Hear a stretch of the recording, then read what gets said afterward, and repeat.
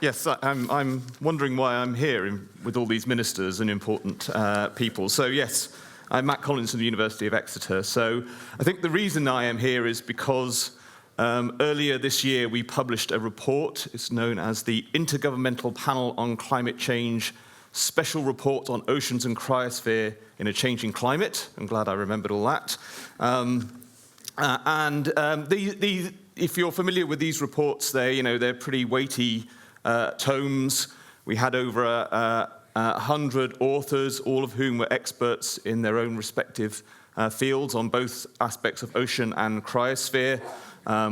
We assessed over 7,000 or around 7,000 scientific peer-reviewed studies, and we received more than 30,000 review comments from probably people in this room, from scientists and from governments. And what I want to tell you is a kind of few facts or a few conclusions from this report, perhaps with a bit of commentary. So it's already been mentioned, I think, 3 times already, that the temperature of the Arctic has increased at twice the global rate over the past 2 decades. So that global rate is about 1 degree. That is entirely attributable to human causes. Increases in greenhouse gases actually offset by cooling from aerosol particles in the atmosphere. This doubling, if you like, in the Arctic is a phenomenon that we call polar amplification, or sometimes Arctic amplification. That's still something actually which is a matter of scientific study. There was a paper only last week talking about the role of actually ozone depleting CFCs, but actually as their role as greenhouse gases in warming, causing excess warming in the region. There are multiple feedbacks associated with snow and ice. And again, just to cover a few numbers. June snow cover extent has declined by around 13% per decade in the last few decades.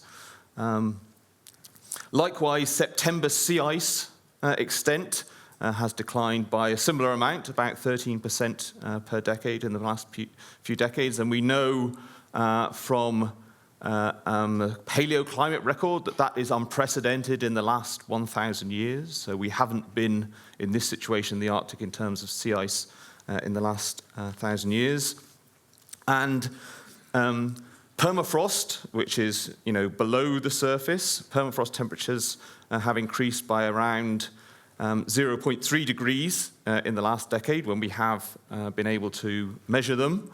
And the reason why this is important is because if we look at the Arctic and the boreal, the northern hemisphere permafrost, that contains about twice as much carbon that is currently in the atmosphere. So that is another huge potential feedback. If that carbon gets released into the atmosphere, then we'll see an acceleration of global warming.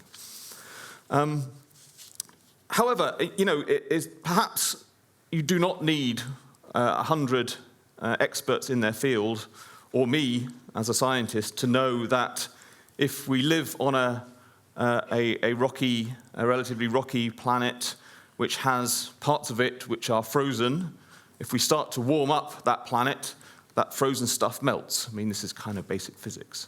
And one of the main conclusions, policy-relevant conclusions from the Special Report on Oceans and Cryosphere, is that the more we warm, the more we melt.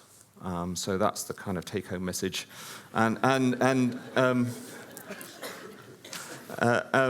Just to, again, I'll come back to some facts, but for a 1.5 degree global warming equilibrated, the chances of seeing at September sea ice-free conditions in the Arctic is less than 1%. So, the sea ice remains at 1.5 degrees.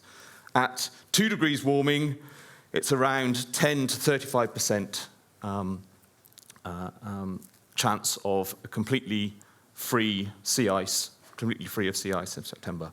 Likewise, for global sea level rise, we're looking, by the time we get to 2300, And these are obviously very difficult calculations to make going so far forward into the future. But under the lower kind of scenario, you're looking at about 1 meter sea level rise. At the upper end, 4 meters or greater. So these are the kind of choices that, as a kind of planet, that we have to make in terms of the emissions of greenhouse gases we're going to make in the future. And the scientific case is pretty clear that it's an anthropogenic influence on climate, and also the science is there to be able to assess what the future will be like. So thank you.